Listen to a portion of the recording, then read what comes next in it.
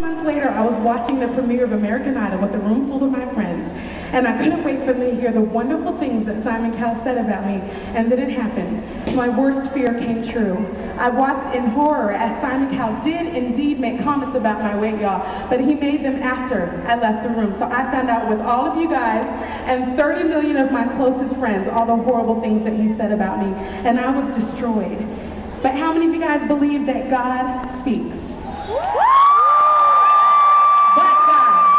And God began to speak to me just in that moment. And you know, I've never heard the audible voice of God. I imagine it sounds something like James Earl Jones, but I can't say that for certain because I've never really heard it.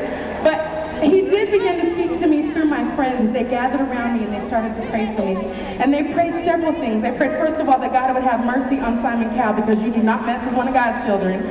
But then they also prayed that God would help me to forgive Simon. And it was in that moment that I realized this was so much bigger than my hurt feelings. So the next time I saw Simon, I said, you know, a lot of people want me to say a lot of things to you, Simon, but what I want you to know is that I forgive you. I said, the reason I can forgive you is that Jesus died so that all of my wrongs could be forgiven. I can certainly extend that same grace to you. It was one of the best moments of my life. And I want to encourage you guys that may be facing a situation that looks impossible. You may be in a situation where you don't understand what God is doing, what He is saying, how He is working. I am a living witness that God, He cares about us. He cares about our situations, and He is able to do far more than we could ever ask, think, or imagine. I saw it happen in my life, and I believe that He wants to do it in your life too. So you be encouraged.